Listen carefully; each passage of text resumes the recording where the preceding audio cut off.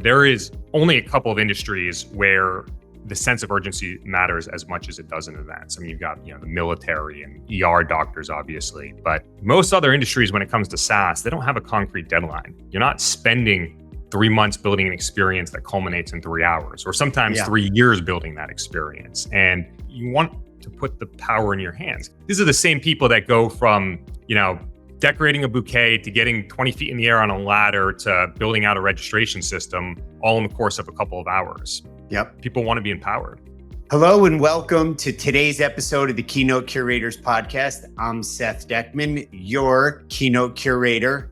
Our guest today is Jon Kazarian, who is the founder and CEO of Accelevents. Jon, welcome to the podcast. Thanks for having me on. Well, we're excited to have you. I know you're in Southern Florida. It's warmer there than most of our audience members right now, who, as you know, are meeting professionals, conference marketers, conference planners, anything to do with the whole meeting ecosystem.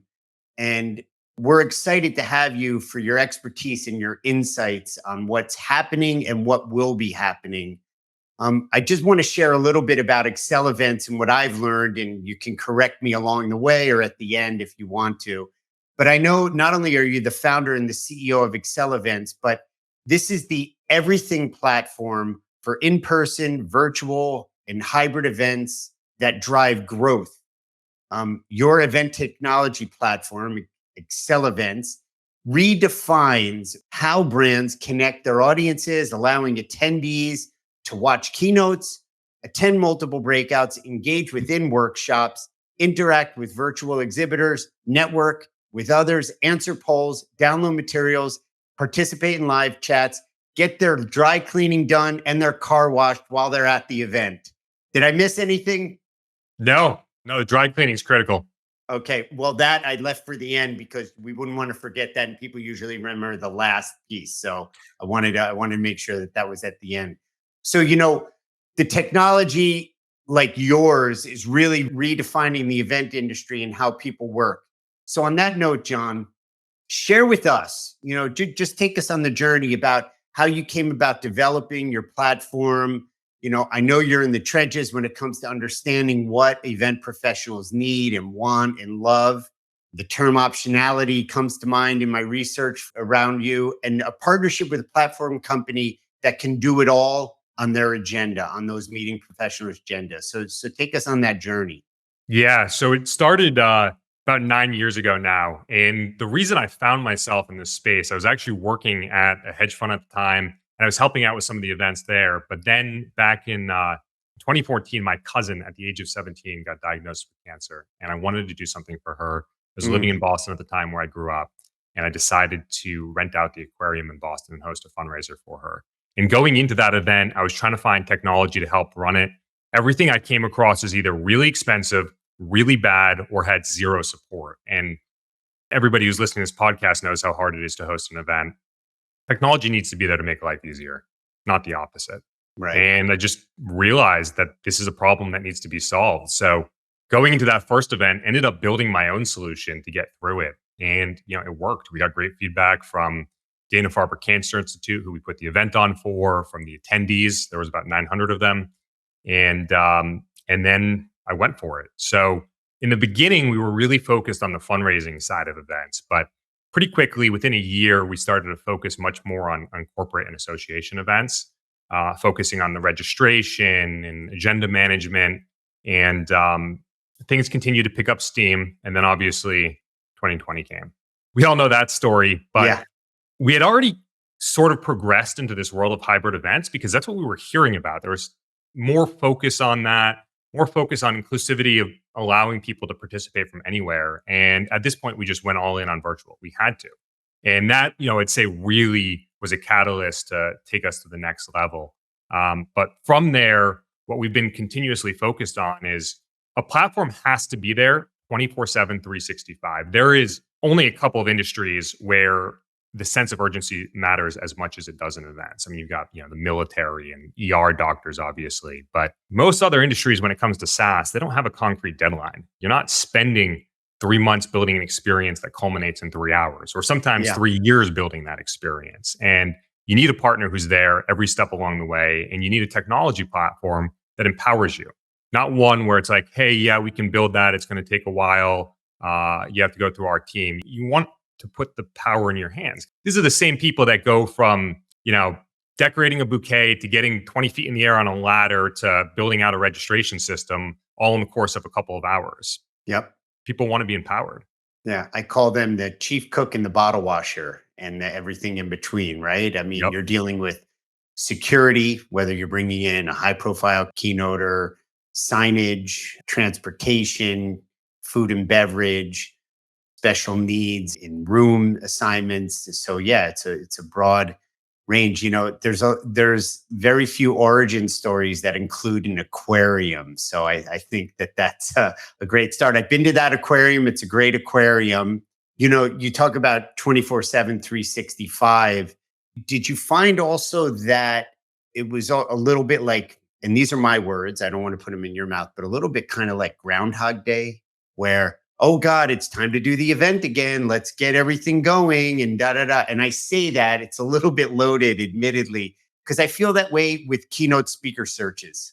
Oh, it's December, our event's in October next year. The committee just got together. We have to figure out what the budget is. And I'm of the mind, I don't want to overreach and hammer you with ideas, but I'm curating all the time and I know my buyer and what kind of works and doesn't work. And I'm constantly 24/7, 365 in the mindset of what can I provide that's going to make a difference, so that it's like, oh yeah, we want them. They're not available. They're not available. They changed their fee. They're out of the range. They don't go to out of the country anymore and stuff like that.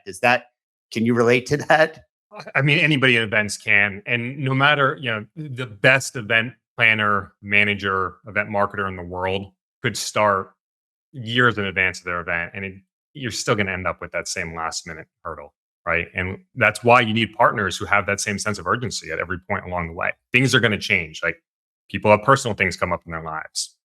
One speaker gets stuck at another event. It could be anything, weather delays. Budgets change. An organization gets acquired, Yeah. Or even conflicts amongst speakers or sponsors. I mean, those are just the realities of events that we have to be prepared for. But again, having partners who get it is critical. I want to talk about a post that you made recently, discussing the marketing efforts of Airbnb. Everybody's pretty much aware of Airbnb. You talked about how the C-suite at Airbnb realized marketing really isn't about perfect attribution. It's about generating demand and winning mind share. Yeah. Elaborate on what it means to win mind share and how experiences, this is something that our audience, our tribe really is interested in, play into capturing the consumer's imagination and building that loyalty. Yeah. I mean, every year we hear more and more about how consumers want to buy from brands they trust, brands they care about. It's why there's been so much success on the B2C side with influencer driven marketing. What has decreased in success is paid media. And there's a number of reasons for that, right? One, it's completely saturated. Two, the reduction in third-party cookie trackings has just made it inherently less successful because you have less control around who you're marketing to and retargeting. But beyond all of that, that's just an impression, right? It doesn't create that emotional experience that brand marketing has the capacity to do. And when you look at, what happens when you create an event, an experience, you're touching somebody at a deeper level than them just seeing an advertisement. You're really finding a way to interact with them and you're developing a relationship. And that's what events are here to do. So, I mean, if you look at what Airbnb has done specifically, they shifted a major portion of their budget. I think they started doing this in late 2022. They started announcing in their quarterly earnings announcement how they've shifted their budget away from paid media and traditional attribution driven channel, not attribution driven, but channels that are easy to attribute revenue to, and focus more on brand marketing. And, there's usually a little bit of a lag there, maybe a quarter or so, but the results they've seen have been, tremendous. And I think we're starting to see this more and more in other brands as well. There just has to be a recognition that you can't measure everything. And as a CEO, I'll say that's a really hard thing to grasp. You want to be able to measure things. You need to know dollars in, dollars out, but you also have to be able to get your mind around the fact that that's not everything in marketing. And you put your finger on it. Experience, engagement, these are buzzwords, but meeting professionals are channeling attendees. And you see events that are striving to distinguish themselves, but more for the sake of distinguishing themselves, event professionals are looking for engagements and experiences that have their attendees plug in an emotional level in a way that has far more reach than any paid marketing or paid advertising. And that is where, I have found the meeting professionals, not only that dial into our podcast, but that I talk to every day, are really focused on. It's kind of a setup question, but is that something you're seeing yourself? Experience, that it's hard to get an ROI on, but you know it when you see it? Yeah, I mean, it's inevitable. And you're seeing that change in the way that, just the general format of events, where obviously there are the keynotes and the main elements of the event, the flagship pieces that you're marketing around. But during the experience itself, there's more focus on those intimate moments, right? Taking maybe content that arrived or was derived from a keynote and then bringing people into a breakout session where they can break it down further. They can talk about it and discuss, and more people are vocal in the room. And that's just it's where you build relationships. It's where you keep people coming back. And it's a question of, you're saying, I'm seeing it more and more. Um, Apart from keynotes and that type of experience, some of the offsite activities and engagements, or even in an expo area, you're seeing a lot of creativity. How does Accelevents, how do you tie into all of that with what you're doing, and what excites you and what turns you on with your platform and your clients? Yeah. Well, specifically on the exhibitor side, one of the things that we're seeing more and more of that I'm really excited about is bringing in industry influencers. When exhibitors are bringing in industry influencers to maybe lead a talk within their booth, or maybe they're actually paying for a sponsorship placement to have an influencer speak, and that influencer is dropping in some tidbits that are going to drive people to the booth. They end it by saying, "Hey, I'm going to be at so and so's booth for an hour to answer questions after the fact." Right. That's one element that we're seeing a lot of organizations taking advantage of for on-site And experiences an right now. influencer in XYZ industry that might Yeah, have some following, or, energy, pharmaceuticals, with, financial services, whatever it might be. You're seeing a lot more of that. definitely. Yeah, and Yeah. it's sort of these micro or niche influencers that are doing it. It's not always the biggest name in the room. We are talking about Seth Godin earlier. That would be a really cool person to bring into a booth, but more often than not, it doesn't have to be the most prominent figure. It just has to be somebody who's hyper relevant to that topic. What do you think, meeting professionals, they love experiences. I feel that it's one of their core values. I feel that they have a growth mindset, whether it's tapping into mindfulness, or you see an increase in more wellness in catering and offerings that are a little bit more healthy. There's a lot of growth and transformational mindset in meeting professionals. They love experiences, whether it's snorkeling or learning how to make sushi at an event, if you happen to be, in Japan or Asia. What call to actions do you think that event professionals respond to most when they're looking for a partner, like you or me, who can deliver, some of the most impactful experiences or technology or services? Yeah, I mean, I think the question's a little bit different when somebody's looking to partner with a tech company like us. As much fun as it would be to take our customers snorkeling, Right. that Well, might help build a relationship. But what we need to prove to our customers is that we really are a partner, that we care, that we're listening, that we're going to get better with them, that they're going to give us feedback and we're going to act on it. And it's really a game of building trust. Now, I think things like excursions and ways to just spend time with your potential customers is a great way to build trust, because you get to know people on a level that is deeper than sort of that mass marketing element. right. But those are people that you're interacting with, right? So there's also the question of, how does a brand go out there and demonstrate that there's somebody that you want to partner with?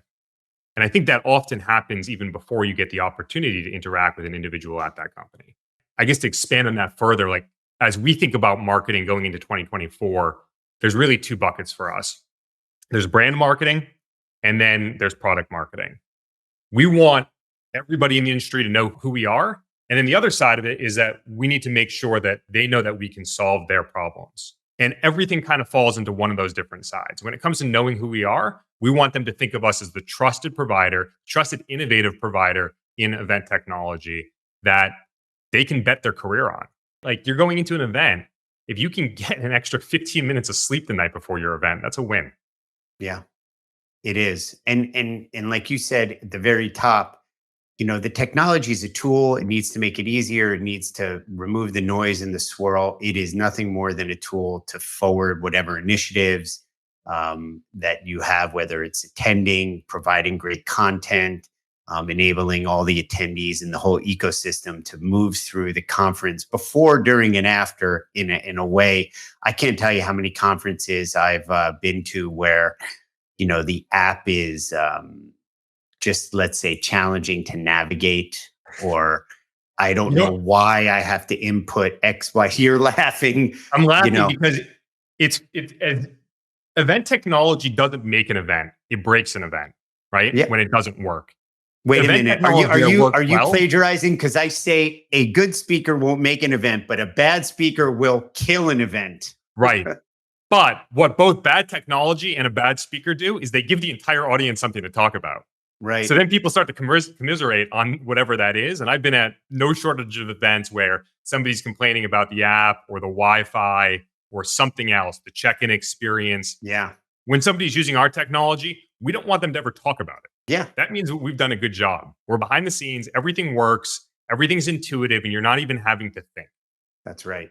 There's a great book on UX design called "Don't Make Me Think," and that goes into a lot of how we think about building product. Right? Like this is for attendees, not a product you're using every day, like Instagram or TikTok or Twitter. Sure. It's a product that you're using for one event, hopefully multiple events, in year after year, but you're not in there every day. So it has to be perfectly intuitive. The one thing that this is my little inane thing, you fill out the information, whether it's on your mobile device or on your desktop, your laptop, your iPad, whatever, right? Pre-event. And then you get there and you still have to input, you have to duplicate input for your credential Look, it's not the end of the world. These are first world problems, but it's kind of like, you're stopping my flow. I'm coming in and my flow is getting, you're killing it. Yeah, it might be a first world problem, but it's still a problem, and it's our job to make sure it isn't, right? Right. Like we're here to create great experiences for attendees. And specifically to the point you just raised, that happens more often than not when an organization is piecemealing technology together, because there's ultimately a different authentication system. There's not a centralized database for maybe the virtual experience, the registration experience, the attendee app, Right. the lead capture side of things. It just, that discombobulated experience, it creates so many roadblocks, creates bad attendee experiences, and it creates massive headaches for organizers. It is amazing the amount of energy and mind space is around the credential and the check-in and the printing of the thing, and there's a million iterations, and you can speak to more authoritatively on it. I go to a lot of conferences, Jon, as well as you do. I was in Europe a couple of times this year, and one of the conferences, they actually had the credential table at the airport. Yeah, And we're seeing more and more of that. And it was the first time I saw it, and I was like, dude, all right, pretty good. Like you just saved me at the property where, like, now I have to walk. I feel like Las Vegas. Now I have to walk from Cannes to Nice to get my badge and then come back and, stop in Paris on the way. It was just very, very cool. Yeah. Let's shift gears a little bit. Talk about AI. It's the talk of the town. It's all over the place, and it's on everybody's radar. What tech tools, the innovations that you see from your perspective in this world of events and meeting professionals are having the most impact on the industry, on event professionals? What innovations does Accelevents offer to enhance keynote speaker planner, audience member experience? I think there's a lot of hype around AI. I think there's a lot of promise, but I don't think that many companies have really realized the promise. And I don't think we've seen anything that's particularly useful in the event industry yet. I'd say the closest thing to it would be some of the video editing tools to be able to take a keynote, package that up, use it for content Mhm. distribution. Well, the video snippets for content distribution. But by and large, there hasn't been a use case for AI that's been well adopted or well regarded that I've heard about. Some of the opportunities, though, that I think will come into heavier use in the future are going to be obviously networking amongst attendees, Yeah, content summarization. For example, I've gone to these sessions, I've taken these notes, being able to give me back a brief. And for organizations or attendees where you have to submit your brief to the event that or to the company that you work for that paid for you to go, that can save them a lot of time. But then when you're managing a complex agenda, and this is a lot of our customers have multiple tracks, hundreds of sessions. That is a lot of content to be able to have to pull the speaker bios in for, to write the session abstracts, and to make sure that the language is consistent among all of that. that's So I right. think there's a big opportunity for time Yeah. saving there. I think translation too, Yeah. Spanish, whatever language it is in Asia, that, everybody's multilingual. English is the language, but I think that that's another area. And I agree. It's early days, but some of the immediate things of getting some of those networking matching going on, I've seen a little bit of. And it's or people are attending similar sessions and they're prompting you, and it's an opportunity to have people connect and engage, and that's where the richness of these events come in. Right. It's not that AI is coming for our jobs. That's not uh, No, at least in the immediate term, I'm definitely not the one advocating for that. no, I agree, and we've had some great speakers on here who are, the gentleman who invented Shazam that was purchased by Apple. Yeah. Like guys that are kind of on the forefront. You might know Terry Jones, who founded Travelocity and Kayak and was the CTO at American Airlines in the event industry. He speaks a lot, and he tempers it. He's like, look, we're in the early days. We're almost at the end here. What for you on a personal note on your journey 9 years ago, the aquarium till now? A lot of growth, a lot of excitement. I would say you're not as far along in the track in years as me. You're not the same vintage. So this is exciting for you. You might be in salad years as like AI is. What's most exciting for you that you're working on right now? The thing that's most exciting for me is less about what we're working on. It's more about the state of the industry. It's digital advertising had its wave. It was the past 10 years, sort of starting to end in 2022. And like even fashion that runs in like a 25-year cycle or names of babies, one of the exciting things is that our events are back in focus the way they were in like the Comdex days, because these other channels just aren't working. And what is working is real relationships amongst real people who truly care. They're focused on moving in the same direction. And events are the best way to get people together for that.